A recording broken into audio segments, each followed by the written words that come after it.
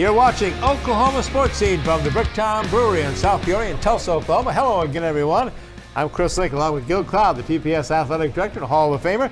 Coach, got a lot to talk about here. Some really good guests lined up. Oklahoma State fans are going to love this segment. Well, I'm going to tell you, Gavin Lang has been in football since he went to the university in 2007. So he'll be able to give us some inside football information. And, of course, has covered wrestling as well. But what a spring season for the Oklahoma State Cowboys and the golfers, girls. Baseball, girls softball and stuff. It's been a great season over in Stillwater there. We'll talk about that. And will the Cowboy Caravan come back to Tulsa? The Sooners cancel their caravan. Gavin will have the answer for that for us as well.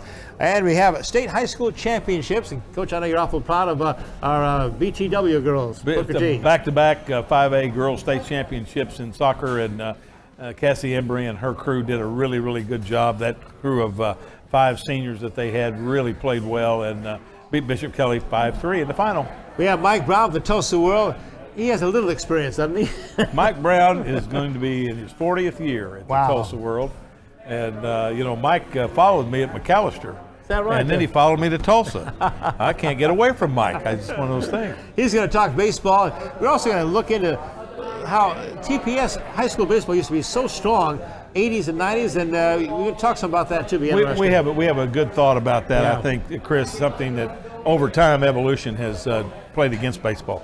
And you have a guy on your staff who's just been honored with a outstanding award. Talk about Steve Freebus. Steve Freebus is our coordinator of sports medicine, works well with our student athletes and our coaches to get those kids back into play, and some preventive medicine that we do with them, and some of the things that he's done with grants that have given us the opportunity to purchase some equipment and to buy some professional time for trainers to be at our venues. So Steve's done a great job, and he'll tell us all about his Gatorade sports medicine man of the year.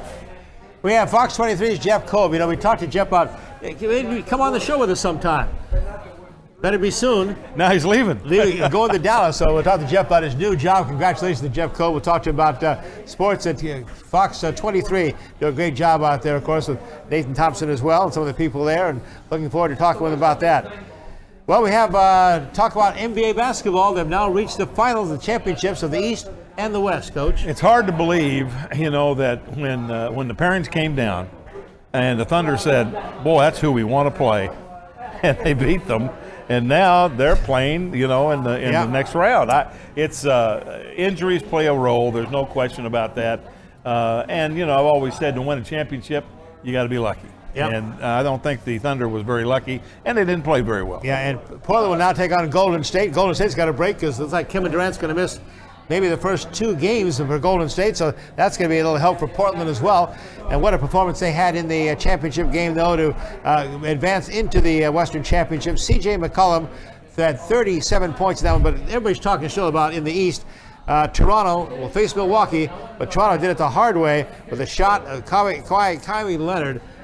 What a shot that was. Hit the rim. Off the rim 4 times. Off the rim 4 times. But that's where luck is. Yeah, that's right. I'd rather be lucky than good. And they win that, so it'll be, again, Portland, Golden State, and Toronto against Milwaukee decide who goes on to the NBA championship. This Saturday, the 144th running of the Preakness Stakes, second jewel of horse racing's Triple Crown. Boy, that race is falling apart. Well, it's tarnished now because there's no Triple Crown. The one horse that was declared the winner, Country House, has pulled out, and Maxim Security's not going to run. No, it's going to be an interesting race, and hopefully they'll be able to sell a few tickets. First time in 23 years the Kentucky Derby winner has not run in the Preakness Stakes, and Bob Baffert now is the favorite with a problem. That's Saturday, the Preakness Stakes from Pimlico Race Course in Baltimore, 5:20 Central Time. That's on NBC. Then looking ahead to the next week, the 101st PGA Championship at a public course, Bethpage Black in Long Island, New York. Bethpage is one of the toughest public courses in the country, and the way they'll set it up to make it even tougher, and of course we'll have Bo Manpelt here to be able to tell about how Blackpage really equalizes. I lost the tournament this past weekend, 19 under, 21 under, wins the tournament. They won't be 21 under Blackpage. Not for sure. And that PGA now, of course, is in May for the first time since 1949. Coach, they've kind of changed the schedule some. Well, they did because of TV. I mean, they had to do it where they had a progression of the major championships.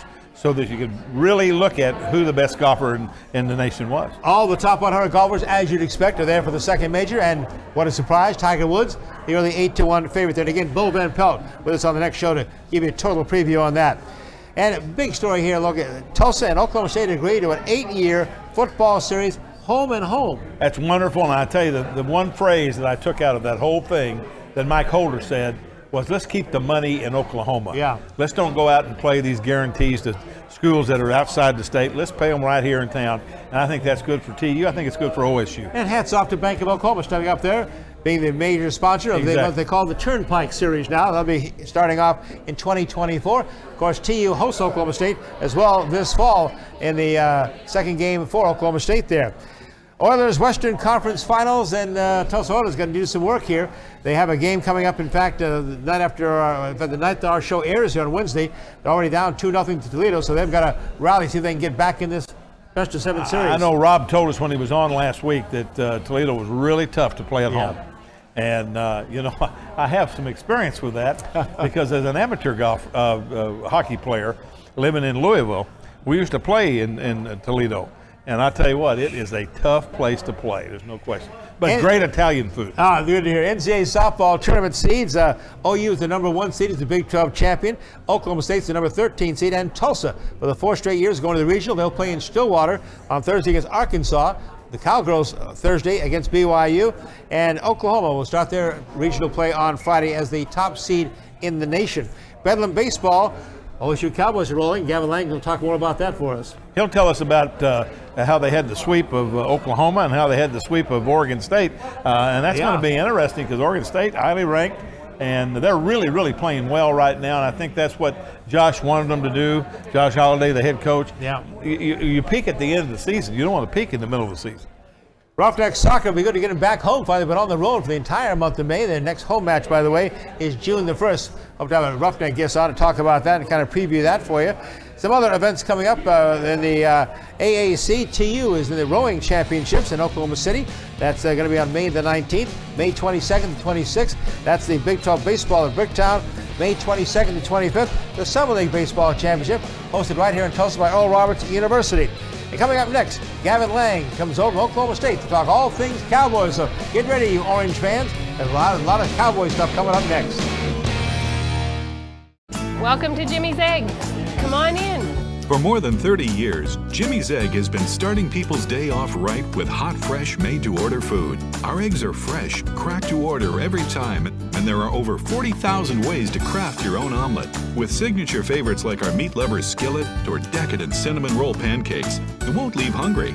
Breakfast and lunch is available every day from 6 a.m. to 2 p.m., so stop in today and let our friendly staff serve you. Stop by and see us sometime. At Rogers State University, we keep things personal.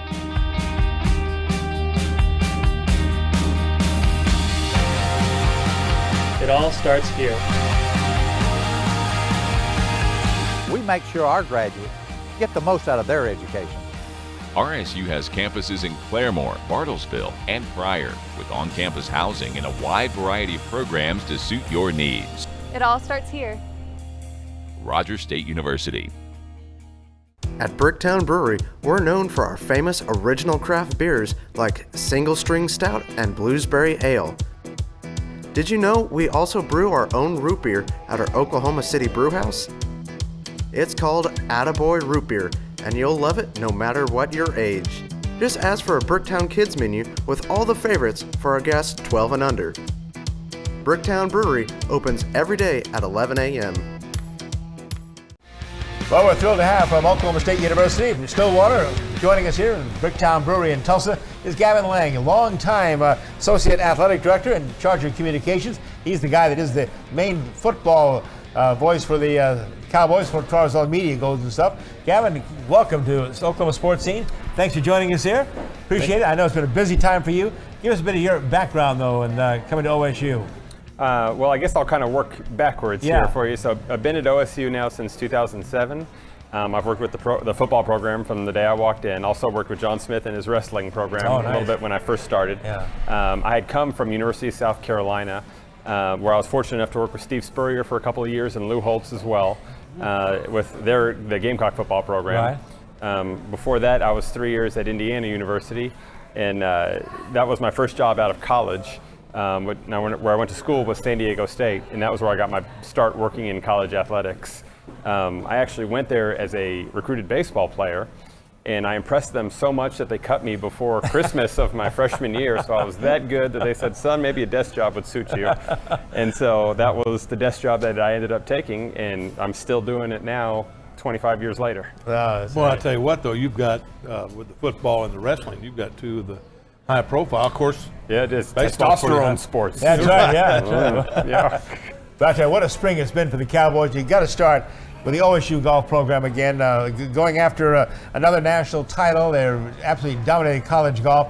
And what a story, that young guy winning the cup there at the Masters. Incredible spring for Cowboy golf. Yeah, Victor Hovland, he was low amateur at the Masters this year, which is actually right consistent with what he's been. He was the U.S. amateur champion this year, which is a world level event, really. And so he leads a team along with Matthew Wolff, and the two of them are among the 3 finalists for the National Golfer of the Year award, basically. Two of them on the same team. And so Cowboys number 1 in the country in golf. They started NCAA regional play today. And then Nationals this year is going to be in Fayetteville.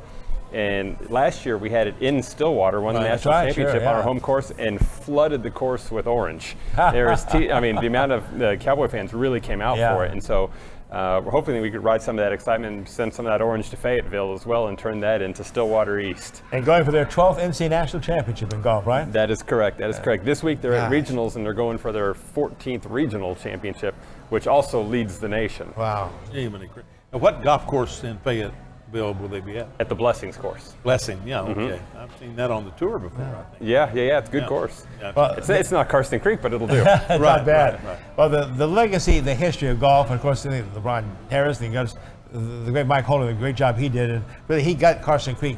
That came from Mike Holder, right? Karsten Creek. And it was built for moments like what we had last year. Yeah. I mean, that's exactly why you build it. You attract top-level golfers to a top-level program, and you achieve top-level results. And that is what we saw last year, and that is really kind of what the vision of Karsten Creek has always been. And if we can get into that rotation where we're a consistent player in hosting the NCAA Golf Championships, that's really a big goal for us. How do you recruit a kid from Norway? I mean, Victor Hovland, of course, from Norway. And by the way, 13 of 19 rounds this season, he shot in the 60s. I mean, that's unbelievable. He's a fantastic player. I mean, I don't know what else to say. I mean, there's very few facts that I could throw out at you that don't all just point back to he's a stud. And he's one of those guys, you're glad he's on our side.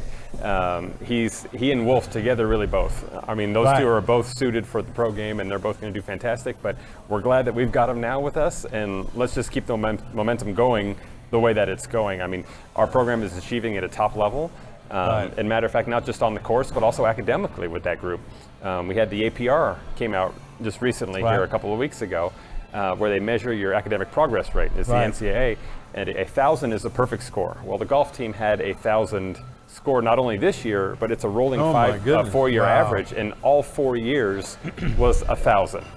And so this is a program that I want to say that the APR has been calculated since 2002, 03, something like that. Only 1 year did our men's golf program not produce 1,000 on the APR.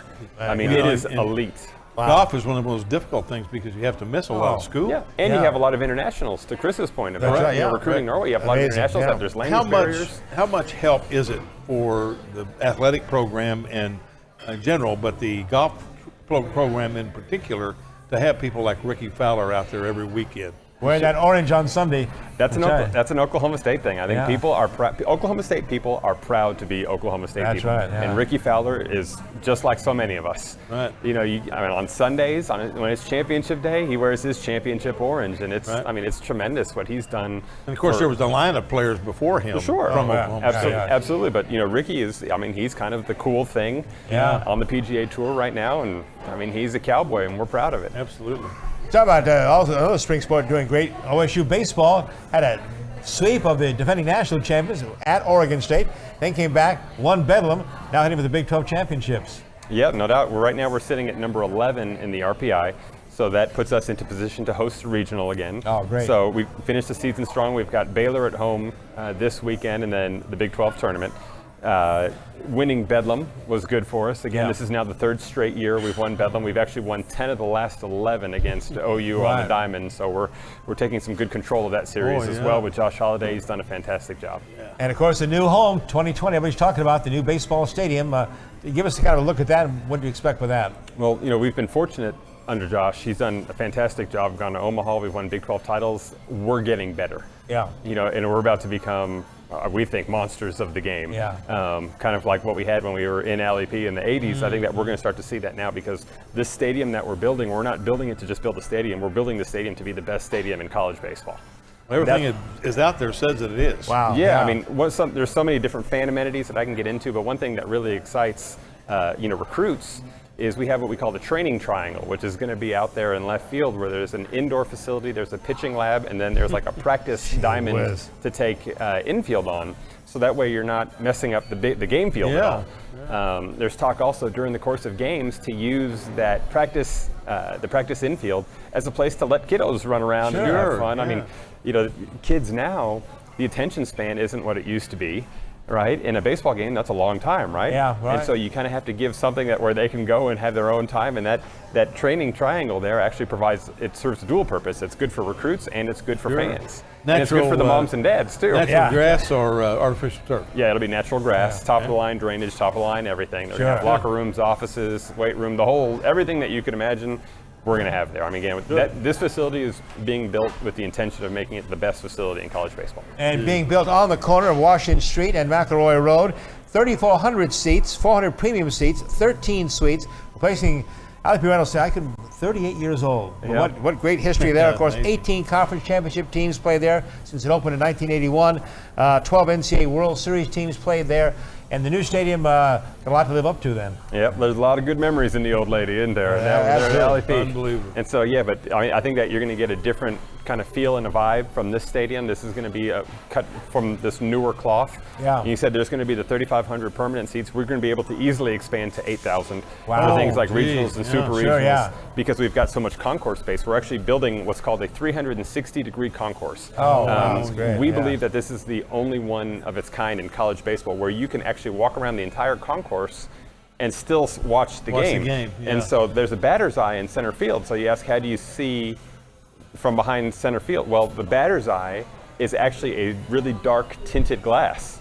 So you could stand behind the batter's eye, not bother the batter, and still look directly in. Wow. And so, I mean, it's going to be a great setup. This is going to be a top-of-the-line venue, and we've kind of gotten into that habit in Stillwater between Boone Pickens Stadium, the Greenwood Tennis Center, the new soccer stadium, Neil Patterson Stadium, and now this Cecil O'Brate Stadium. Well, your indoor workout for football as well. Yeah, that's used by everybody. Yeah. And so this baseball stadium is going to be right in line with that. The inspiration for it was Boone Pickens Stadium. And the folks at Manhattan that are building it are doing a fantastic job. I mean, we're planning to be in it for the 2020 season.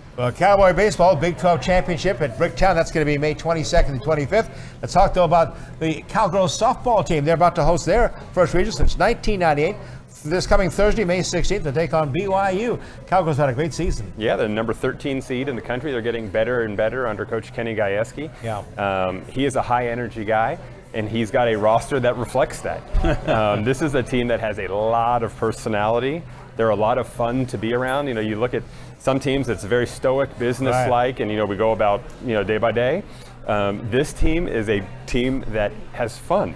And their vibe is just, you never know what your team's personality is going to be kind of, from year to year. And this is a high energy group. I get an update all the time because the Thomas girl, her dad coaches for us at Will Rogers. So he gives me an update every Monday. I'd imagine he'll tell you kind of some of the antics and stuff they have. Absolutely, you bet. Samantha Shao, who's been a transfer pitcher for us, is also one of our biggest bats in the lineup. She's actually gained some national fame for some of her bat flipping after home runs. And so that's, it's a divisive topic a little bit because not everybody likes to see the bat flip after the home runs, right?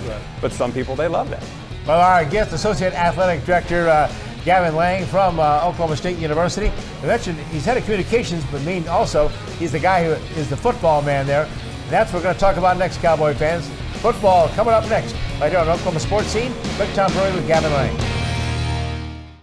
They're here, they're new, they're Bricktown's Brick Twisted Foods. And listen to this lineup of some exciting new type foods at Bricktown Brewery restaurants. How about this? Pork green chili tachos. That's right, tachos. homemade tater tots, topped with pulled pork, green chili, cheese, bacon, cilantro, and topped with a fried egg. Ooh, yeah. Hot fig and goat cheese dip as well. Also have their fried chickpea salad, protein salad bowl, steak and cheddar sandwich. All at Bricktown Brewery. Get and try the twisted food. Welcome to OKC's most unique casino experience. One moment you're surrounded by dazzling lights, jackpotting the latest and greatest machines in town, and the next moment, cheering home a winner in the greatest quarter horse racing show on earth. It's a truly unique 24/7 gaming experience. The only casino in the heart of OKC is the only casino that can make your heart truly race. Remington Park. Well, you know, Jimmy's Egg, of course, is the place to go for breakfast or lunch any time of the day, starting at 6 in the morning till 2 in the afternoon. Jimmy's Egg, of course, with 3 locations in Tulsa, 22 company stores, 17 more in Oklahoma City. Want to be really cool, though? Go to the phone and get the Jimmy's app. Jimmy's app, you just pull up whatever you want. They have coupons, they have specials, they have the entire menu. You can order online as well. Jimmy's app with Jimmy's Egg. Can't beat it. We're back to talk Cowboy football with Gavin Lang, their Associate Athletic Director, and the guy who is in charge of their football communications. Gavin, of course, it's never too early to talk football. Cowboy fans are excited about another season and new quarterbacks at Oklahoma State. Yeah, we got to, no matter who is starting at quarterback, it's a new quarterback. That's right, yeah. You know, we've had, between the two of them, they've got one combined snap taken in a Cowboy uniform, and it was a handoff on a running play. We're talking about Drew Brown, the transfer from Hawaii, yes, and a really promising freshman, Spencer Sanders, right? The guys are talking about right now? Yep. You know, Drew, like I said, he was a 2-year starter at Hawaii, put up some good numbers there. He's not the tall type of quarterback that we've had here in recent years. Right. He's every inch that he has will get him to maybe 5'10" or so. But he can throw it. He makes some good decisions when the bullets are flying in live periods. He makes good decisions. Spencer Sanders is more of a dual threat performer, but boy, he can sling it. If you talk about just standing and throwing it, it looks really nice. It explodes out of his hand. He can run. He can make you miss. He's got potential to be a really explosive playmaker. He's still at the front end of his career. We haven't seen him in game settings yet. Sure, right. And so you're going to learn from him kind of as he goes. And so it's hard to necessarily say right now who's got the advantage in that role. And Mike Gundy would tell you the same because they bring different things to the table. Right. You know, in Drew Brown, you got a veteran, experienced guy. He's a 5th-year senior. Right. In Spencer Sanders, you have a high ceiling, but you haven't seen it yet on game day. So all that's going to play out. I mean, we're going to see this. We're going to be talking about this all during the course of the year. Well, 2 days are going to be an interesting. Wow. Yeah, I mean, and I think that it may even extend into the season. Who knows? I mean, it's one thing that Mike Gundy has said consistently during the spring and in the off season is when he's got an announcement to make, he'll make the announcement. But there hasn't been an announcement yet. Well, do you see any alteration in the offense based on who the quarterback is? Well, I think one thing to consider, too, is we have a new offensive coordinator in Princeton, Sean Gleason, right? who came from Princeton, and a new offensive line coach, Charlie Dickey, who came from Kansas State. And the interesting thing about him is that Mike Gundy has tried to hire him multiple times, but he was loyal to Bill Snyder. Sure. Did not want to leave Bill Snyder and what he was doing there in Manhattan. Well, Snyder is no longer there, so that opened up the door for Gundy, and he pounced right on him. So when we talk about offensive changes, I think there's a bigger picture there. But here's what I really suspect. I don't think we're going to change too much. Because when you have an offense that's consistently performing in the top 5 or top 10 nationally, you're doing something right. And one thing that Mike Gundy is not shy about saying is he wants people that'll come in and call Oklahoma State's plays when it comes to coordinators. And so, sure, everybody will have their own wrinkles that they put in, but by and large, I think we're going to look the same offensively. Oh, good. Open the season on the road. Always a challenge. August 3rd at Oregon State. Then come here to Tulsa. September 14th, take on TU. One of the other big ones, you have at Texas, open the Big 12. That'll be on September the 21st. Then Bedlam will be in Stillwater. That on November 3rd. Let's talk about that season opener and then coming to Tulsa. Sure. Well, the Oregon State series is going to be an interesting one. There's your OSU bragging rights, right? That's right. OSU. And you can take it one step forward to the orange and black OSU. Oh, that's right. Yeah. And so they've Oregon State. I want to say they were breaking in possibly a new defensive coordinator, and so they've got some changes. They had a rough year last year. Right. But they've got a lot of their personnel back. It'll be interesting to see. I mean, and you never know. We're going out there. It's a Friday night game, season opener. Everybody is undefeated in that opener. Yeah. So, if we're good, if we're not good, if they're good, if they're not good, everybody feels like they're great. Right. And so that'll be an interesting thing in a season opener. I think Tulsa, the story with Tulsa is we're going to be seeing a lot of the Golden Hurricane here in the next fantastic. Isn't that 13 great? years. That's fantastic because I tell you what happened when I was at Kansas State. I remember the legislature got involved when Wichita State was still playing and told KU and K-State that every other year they had to play Wichita State.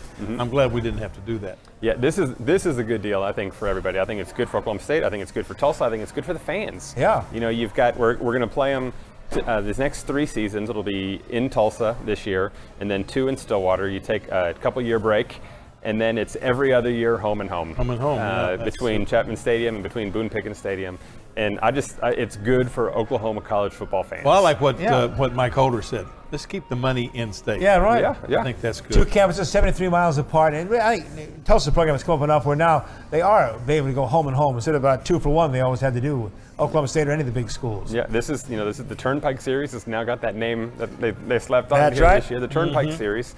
And the Oklahoma State and Tulsa. Tulsa is a team that OSU has played more than anybody short of Bedlam. And so this is this series goes back more than 100 years. It's a natural, Yeah. I mean, why not play it? Be the Bank of Oklahoma Turnpike Classic starting 2024 to 2031. Before you leave, though, I got to get a quick reaction from you about my dear friend Eddie Sutton not again making the Naismith Hall of Fame. People at Oklahoma State, it's been devastating, Gavin. It's just. I mean, I wish we knew why. Yeah. I wish if the whole process is this hidden process and you don't know who's voting, you don't know why they vote, what they vote, what are the agendas here? I mean, it sure seems like somebody with 800 wins and the pedigree that he has belongs. Yeah. And if they want to talk about whatever problems, there's a lot of coaches with a lot shadier resumes. That are in there. And before you leave, Oklahoma has canceled their Sooner Caravan after 51 years coming to Tulsa.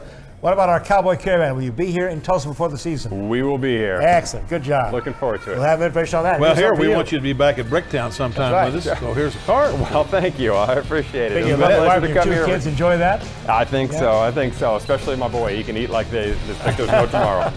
Gavin Lang, Associate Athletic Director, Head of Communications, and the guy that gives all the information on Oklahoma State football. So looking for another great season for the Cowboys.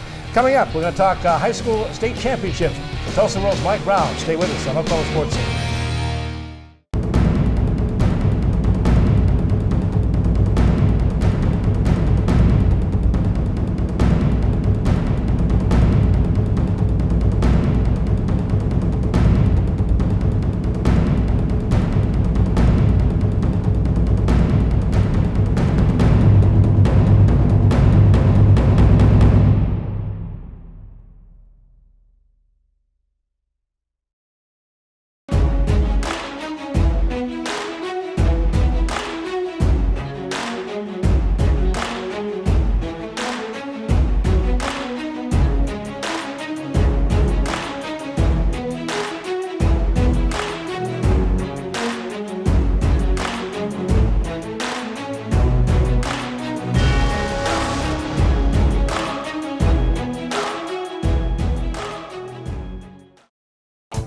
Welcome to OKC's most unique casino experience. One moment you're surrounded by dazzling lights, jackpotting the latest and greatest machines in town, and the next moment, cheering home a winner in the greatest quarter horse racing show on earth. It's a truly unique 24/7 gaming experience. The only casino in the heart of OKC is the only casino that can make your heart truly race. Remington Park. Welcome back to Oklahoma Sports Scene, and now our special guest, a man who has covered high school athletics now for 40 years for the Tulsa World, our good friend Mike Brown. Mike, welcome to the show. Don't tell too many people. We're talking about who was here. your first star athlete you covered back then? Well, I always tell people the sophomores in '79 were guys you've never heard of, Wayman Tisdale and Spencer Tillman. Oh, wow. my goodness. Unbelievable. Well, it's been a busy spring for you. Some great baseball. Let's talk about some of the state baseball championships. A lot of excitement. The 6A was what a heartbreaker for Broken Arrow, and a heartbreaker for Jinx the day before. Yes, They lose on the grand slam in the 7th inning. honestly, I don't think either of those teams dreamed they would be playing for state championships. They were good, they were not great, and Coach Shannon Dobson at Broken Arrow kept referring to his players as the dirt bags all year because they got their uniforms dirty and worked their tails off. And for Broken Arrow, I kept writing this. I don't know how many people picked up on it. In their last 7 district and postseason games, 6 of the 7 games were decided by 2 runs or less. Wow. And this time they couldn't quite overcome. Evans Santa Fe won it 5-4 there. That was a great story of the 5A championship. Pryor High School, their very first state baseball title ever for a long-time coach there, Gerald Osborne. And Gerald's a great guy. Always communicates with the media people. And the kid that won on the mound on Saturday, Trent Harrison, is last year they were runner-up to Bishop Kelly, and Trent pitched to within 1 strike of a perfect game in the semifinals, and gave up a double, but wound up winning on a 1-hitter, and was just about unhittable on Saturday. So a great, and I looked it up. I thought he might have. He's 26-2 for 3 years. And they crushed Carl Albert 11. And Carl Albert came in with a 20-game win streak. I think and they talked about the fact that maybe we've had a little luck. They always say you're never as good as you look when you're winning. Yeah, but and they talked about the wheels kind of fell off for it. It's still a 3-0 game in the 5th inning. Mm-hmm. Yeah, and then Pryor scored, I believe, 3 in the 5th, and then 5 in the 6th. Wow. And I think in the 5-run inning they had 2 hits and 2 or 3 errors and a couple of walks. So I think Carl Albert got to the end of its pitching, which happens to teams this time of year. Yeah, you bet. Metro Lakes is a pretty good baseball conference. Oh, it's 5A. Well, Collinsville and Coweta were also in the state tournament. Wow. So, always. Well, I want to ask both Mike and coaches, the athletic director of Tulsa Public Schools. TPS had such a great high school baseball tradition for so many years, and they just have not really been that competitive lately, Coach. Let me tell you why, and it's real simple. American Legion baseball went away. Wow. I can always remember Kirby Hogue being at La Fortune on Sunday after the state tournament. That was the first day of American Legion baseball, the Sunday after the Saturday. Wow. Today, kids play travel ball, and that costs money. That costs a lot of money. And, our kids don't have a lot of money. And so consequently, it's harder for them to play baseball because the travel teams are very expensive, and it's unfortunate.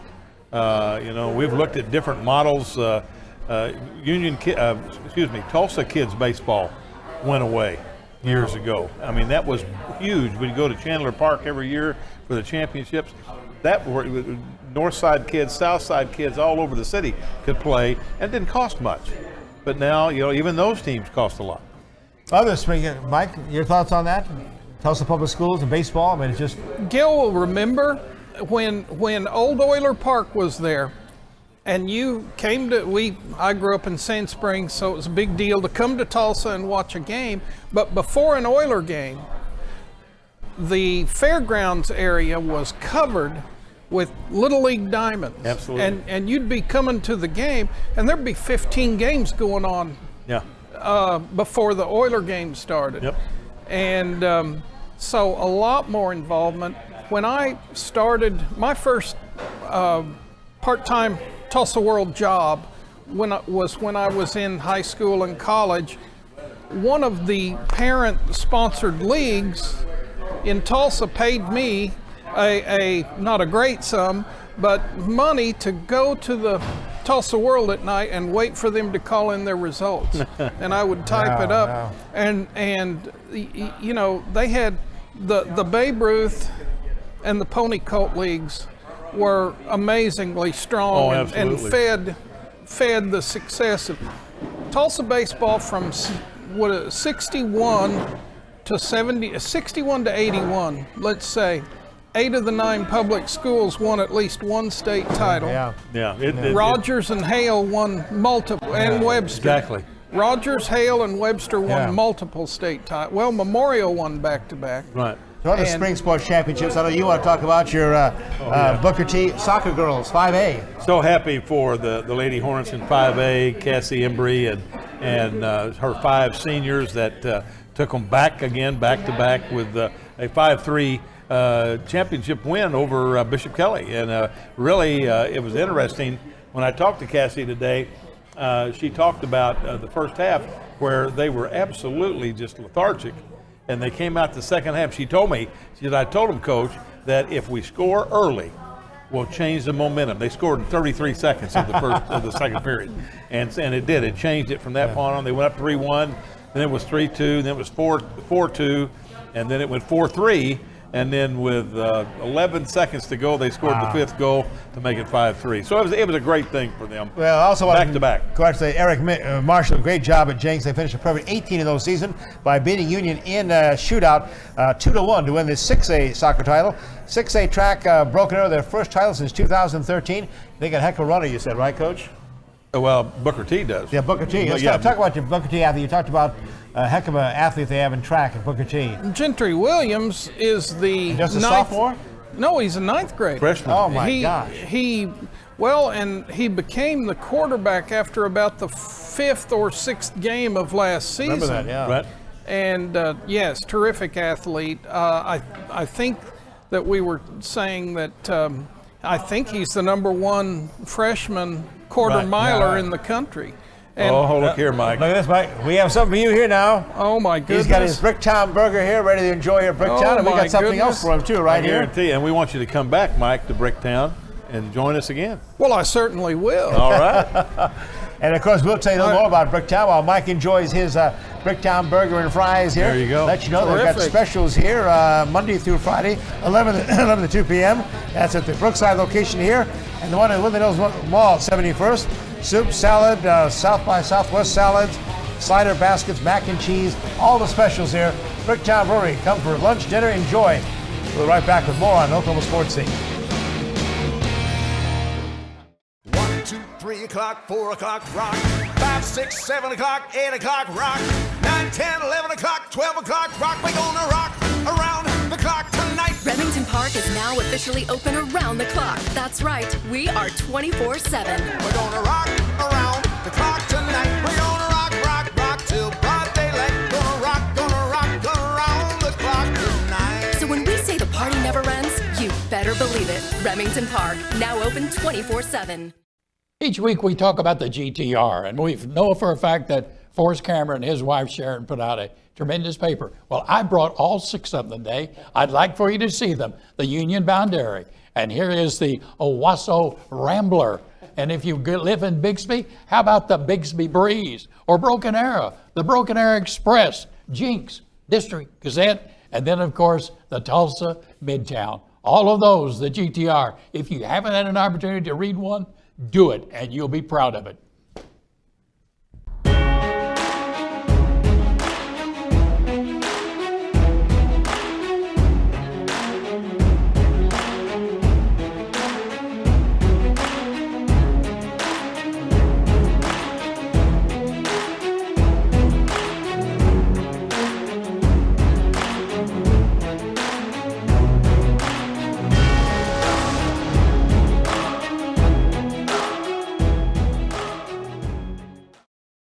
Welcome back to Oklahoma Sports Scene. Today we have a guest, our coordinator of sports medicine at the Tulsa Public Schools, Steve Priebus. And Steve was honored this year to receive the Gatorade Award for a trainer in Section 5. And Steve, we're glad you're here. Well, thank you for having me. I really appreciate it. Congratulations, Steve. In fact, there is the award right there. I'll tell you something about it. He gets the of the National Athletic Trainers Association, includes this District 5, includes Oklahoma, Missouri, Kansas, Iowa, Nebraska, North Dakota, and South Dakota. The 2019 recipient, great honor. Tell us, you also received a $1,000 award, which I understand you put back to TPS Athletics. Yes, I did. We used it to buy some equipment that we could share amongst our schools to try to maximize our efforts at helping kids recover from injury.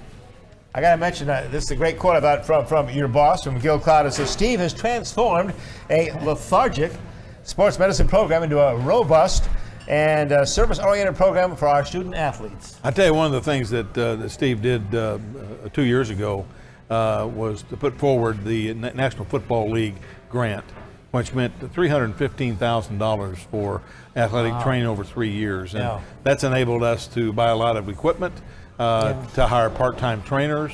So we have trainers at our venues when we have contests, which before we just couldn't do it. Financially, there was no way. And Steve, tell us a little bit about that grant. Yeah, Oklahoma has a distinction of being one of the worst states in the country of saturation of athletic trainers at the high school level. So right? Yeah, very few have a full-time athletic trainer or even a part-time athletic trainer. So with this grant, I was able to contract more and more people that, like Gil said, we couldn't afford them. And so now we can cover not just Friday night football games. We're there during the week. We're there at practices. We're there at other sports, wrestling and track and all these different sports that most people think, oh, it's just a minor sport, but you should see how many injuries occur at some of these minor sports. Oh, sure. Your 7th year at TPS. How the program has grown, though, and I think you're, of course, responsible for 9 Tulsa public schools. A lot of schools, a lot of kids, and not just high school programs, right? Junior high. Yeah, too. Right. Yeah. I mean, when Gil hired me for this position, I told him that, if you want status quo, don't hire me. But if you want to make some changes, I'm your guy. And so, we've implemented a district-wide concussion baseline testing program.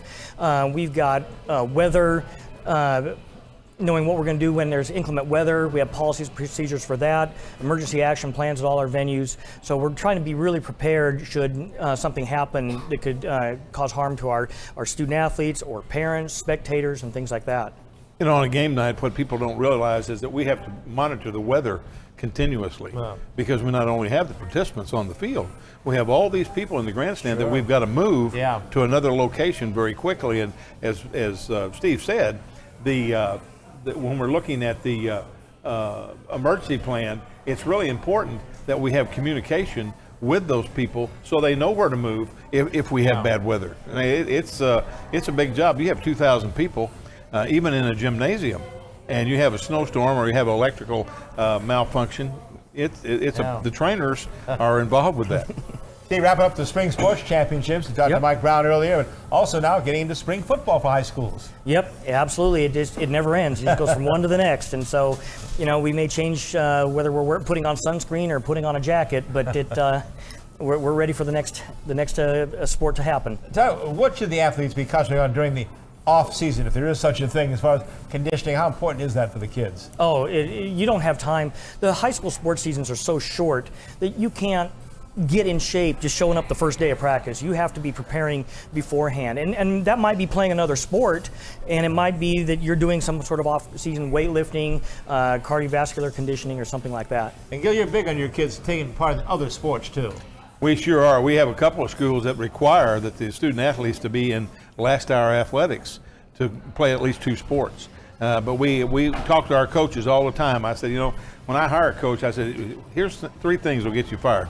First of all, if your first question is, when's the vacation? The second is, how long are we going to work? And the third one is, are you going to make your student athletes play 1 sport? Not going to do that.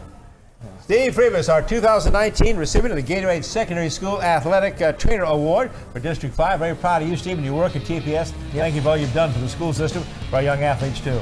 Well, thanks for having me, and I enjoy working for Tulsa Public Schools. So tomorrow, you can all take us to lunch. Right. All right. Bricktown Brewery. And enjoy your banquet with your son, right? At Track Star at Broken Arrow? Yep. Very good. Well, congratulations, Steve. Well done. Appreciate it. We'll be right back with Jeff Cole with Channel 23 Sports. Say goodbye. Stay with us. Welcome to Jimmy's Egg. Come on in. For more than 30 years, Jimmy's Egg has been starting people's day off right with hot, fresh, made-to-order food. Our eggs are fresh, cracked to order every time, and there are over 40,000 ways to craft your own omelet. With signature favorites like our meat lovers skillet or decadent cinnamon roll pancakes, it won't leave hungry.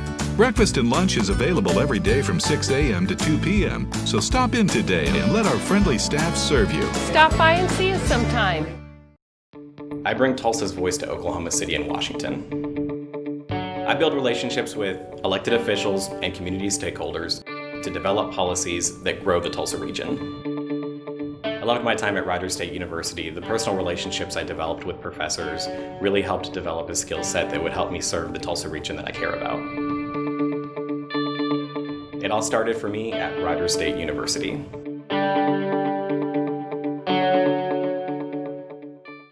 Oklahoma sports scene, proud to welcome Fox 23 sports guy Jeff Kolb. We've been trying to get him on the show for a long time. We almost ran out of time, Jeff. Talk about your new assignment, though. So I'm very excited. It's bittersweet. I'm going to be moving on from Fox 23 after almost 3 years here and heading to Dallas, where I'll be doing a similar role with Fox 4. Very good. Boy, Fox 4, that's in that big market. Big market. You've got all the pro teams, and obviously Dallas Cowboys are a team of interest. How many people are on the sports group there in So Dallas? they have a new setup actually, and there's going to be 3 on-camera people, and what they do is they have a half-hour sports show every night, Monday through Friday. Really? Oh, 10:30 to 11 p.m. called Free for All. Yeah. And so they have different beat writers, athletes, Fun, lots of interesting people on, and so it'll be a little bit different from the job that I've had here, and I'm excited for that challenge. Well, I want to congratulate you guys at Fox and Gil are talking about this.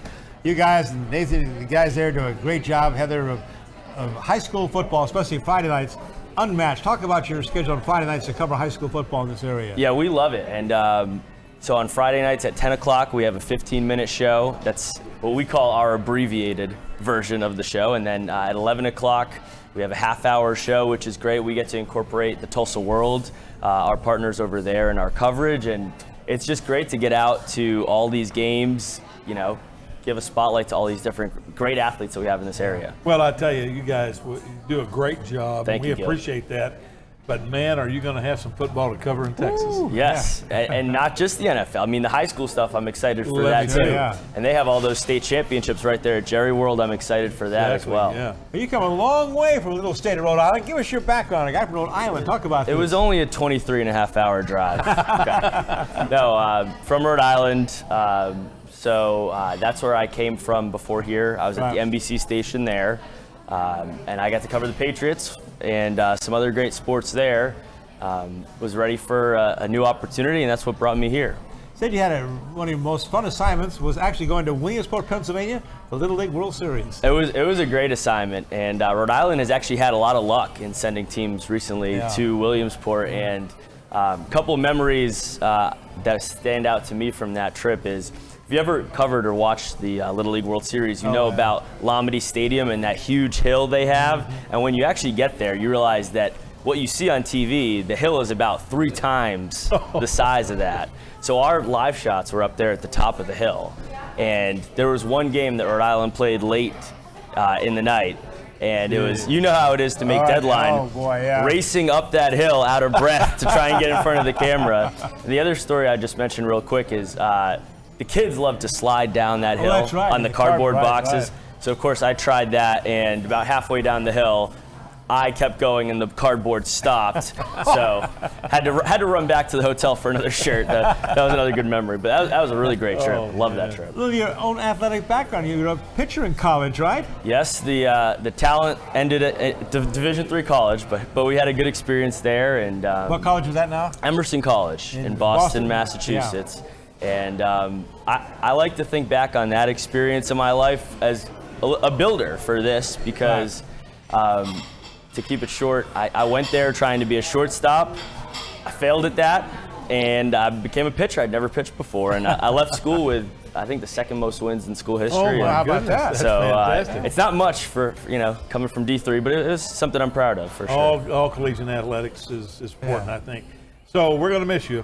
I'm going to miss you guys. And as it winds down, we look back, what are some of your favorite stories you've covered in the last 4 years here? Oh gosh, that's hard. The easy things that you'd say off the top on the big level is, man, did I luck out picking 3 years to come cover OU football, right? Oh, man, yeah. with those 2 quarterbacks, number 1 picks, Heisman Trophy winners. But really, and you touched on it earlier, I mean, the high school stuff, I will remember that. Great. Growing up in Rhode Island, we did not have that. And the Alan Trimbles, the Bill Blankenships, those guys, not just the football too, all the sports. It meant a lot, and I'm really going to miss this community.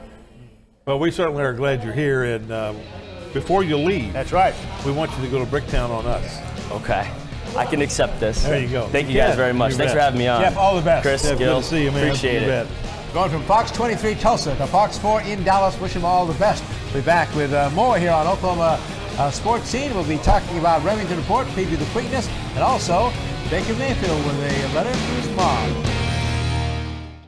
They're here, they're new, they're Bricktown's Brick Twisted Foods. And listen to this lineup of some exciting new type foods at Bricktown Brewery restaurants. How about this? Pork green chili tachos. That's right, tachos. Homemade tater tots, top with pulled pork, green chili, cheese, bacon, cilantro, and top with a fried egg. Ooh, yeah. Hot fig and goat cheese dip as well. Also have their fried chickpea salad, protein salad bowl, steak and cheddar sandwich. All at Bricktown Brewery. Get and try the twisted food. 30 years ago, a race began along a quarter-mile of dirt and dreams in Oklahoma City. Today, with the biggest prize money and the best horses, that glittering quarter-mile is home to the best quarter horse racing on earth. Remington Park proudly presents our biggest quarter horse season ever, celebrating 30 years of hard racing fun. World's best, OKC's own, Remington Park. Robertson Tire has been your local tire expert since 1962. Now at RobertsonTire.com, it's easier than ever to get a customized quote. And with our price match guarantee, you can be sure that you're getting the best price. For more information, visit RobertsonTire.com. Well, you want to be at Remington Park this Saturday. Time for the Preakness, second jewel of the Triple Crown. And let's recap last week's racing in Remington. Here's our friend Dale Day. Mother's Day weekend at Remington Park featured American Quarter Horse Association Challenge Stakes events, and we held a slew of trials over the weekend, qualifying the fastest 2-year-olds for the Heritage Place Futurity and the top 3-year-olds for the Heritage Place Derby. Heritage Place Futurity qualifying was held over 2 nights, with 5 moving to the June 1st final from each evening. Friday night, May 10th, the top 2 qualifiers came out of the 10th trial in Jesse's Dash Air and Uptown Babe. At the rail, splashing along Jesse's Dash Air, Uptown Babe trying to keep up. These two now getting away from the rest, and Jesse's Dash Air gets it by a half length over Uptown Babe. Jesse's Dash Air was best on Friday night, with Uptown Babe, the 3rd place finisher in April's Remington Park Futurity, the 2nd best over 350 yards. Also making the final from Friday, Uncle D, Pepper Ryan, who was 2nd in the Oklahoma Futurity in March, and Hey Looky Here. Saturday night's qualifiers to the Heritage Place Futurity included J number 7, who put up the overall fastest time of the 2 nights of trials. Apolitical J Twin won, Jess B won, Jesse D and Favorite Shake all moving on to the June 1st finals with the 5 who qualified on Friday evening. The Sunday Mother's Day program featured qualifying trials for the Heritage Place Derby. The final of this top 3-year-old event is also on June 1st. Top qualifier for the Heritage Place Derby, Charlie's Fury was outstanding in the very first trial of the afternoon, putting up the top time of 19.319 seconds for trainer Michelle Hurdle. Also qualifying for the Heritage Place Derby, Oklahoma Derby winner from back in March, Just Proved You Wrong, making it in with the 8th fastest time. The Grade 3 Remington Park Distance Challenge was held on Mother's Day at 870 yards. Madewell nose to nose with Flight Force. They're on the lead and they're out by 3. That pair rolling into the stretch on top with just over a furlong to go. Ms. Esther skimming the rail, coming along, now moving up into 3rd. Outside, Rockabilly trying to take over 4th. At the 16th, it's Madewell. Here comes Ms. Esther flying up the rail. Madewell trying to hold off Ms. Esther. Ms. Esther does it again. The ground-saving trip to score in the Distance Challenge. Ms. Esther comes through with her 2nd stakes victory of the season for owner and trainer Jordan Bowman of Salsa, Oklahoma. Andrew Samniego with the sharp ride, saving ground and coming up the rail to get the victory, adding the Remington Distance Challenge to her win earlier this year in the Pauls Valley Handicap. The richest race on Mother's Day was the Grade 2 Bank of America Remington Park Challenge at 440 yards. They're off. The Bank of America Remington Challenge. Good start inside for Ian Capo. Right there is Cowboy Jim coming along outside. DFAJ Greenleaves now moving up. Mimor Secreto fighting hard is Damn Straight. Ian Capo halfway home, battling on. Cowboy Jim not going away. And here's a run from Mimor Secreto. It's Ian Capo outside of EJ Greenleaves. Ian Capo inside will get it by length, holding on and holding off Mimor Secreto and DFAJ Greenleaves. Ian Capo was the heavy favorite in the Bank of America Remington Park Challenge and came through in flying colors, winning his 3rd consecutive race. Owned by Ruben Montemayor of Roma, Texas, Josu Ponce is the trainer, Jesse Lavario the winning jockey. Coming up at Remington Park, Preakness Stakes Saturday on May 18th. Remington Park Live Racing starts at high noon, followed by the Preakness Stakes at approximately 5:30 p.m. In Oklahoma City at Remington Park, I'm Dale Day. Now back to Sports Scene. Well, Gil and I are giving up our parting shots to honor the mothers here. Yeah, that's right. We missed the last show there. So for our past Mother's Day, we couldn't think of a better way to represent it than to go to Baker Mayfield, the OU Heisman Trophy winning quarterback, star of the Cleveland Browns. He had a special letter he wrote to his mom. He read it on ESPN and didn't know his mother was in the other room listening to every word.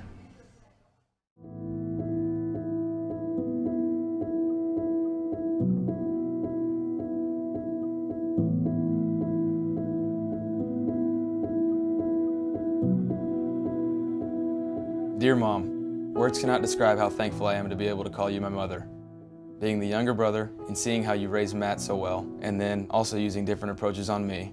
There's no handbook on parenting, but if there was, you would be the author. The way you showed unconditional love through every up and down, and a few self-inflicted mistakes along the way. You have never stopped believing in me, pushing me to do more, and then always having a big picture mindset to push through adversity.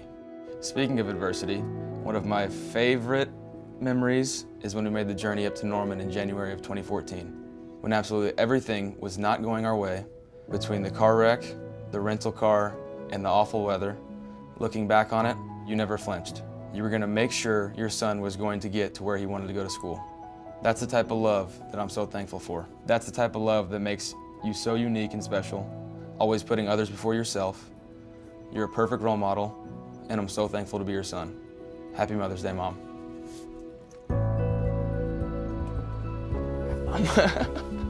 Mom? What are you doing here? Oh, that was so sweet. I love you. Love you. Could you hear it? Through Yes. the doors? Yes, I heard everything. Oh, what? Yeah. Oh, you guys are... It's nice that she can actually hear it, not just on paper, but hear it come out of my mouth. And, you know, it's kind of hard to really put myself out there, but I know she knows where I'm coming from with these stories. It's just very special to hear him say some of the things that, especially the story of going to Norman, because that was one of... It's not fun. That was not fun at all. It's one of those things looking back on. Yeah, you do. If it was easy, then it wouldn't have been. Yeah, it was very, very... Wouldn't have been the way to go. There's a lot more than I can say on this letter, but I love you, and I'm thankful for you. Me too. Very thankful for you. That's great. Baker had no idea his mom was in the other room. I tell you, when you look at that, though, you can tell why he's a winner. Yeah, exactly. Truly sincere, cares about that. I think, no question. Had to honor the moms again. So again, moms, thank you very much. Also coming up on our Oklahoma Sports Scene next week, well, Coach, it's time for the 101st PGA Championship. We got a great guy to preview it for us. Bo Van Pelt, of course, is quintessential with golf, and as he goes through his rehab, before long, he'll be back on the tour. That's right. Looking forward to that. And you have your TPS golf tournament to preview. Yes, on June 7th. We'll talk about that and tell you exactly how to get entered. We'll have an update with the Tulsa Drillers. They're back home again with a big series of Arkansas coming up at One Oak Field. And state prep champion baseball and soccer coaches. Hope to have some of those on here to honor them, right? We'll have those on there and be able to talk about the high school spring season. Looking forward to it. Hope you join us next time at Oklahoma Sports Scene. Thanks for being with us here at the Bricktown Brewery in Tulsa. Come join us sometime.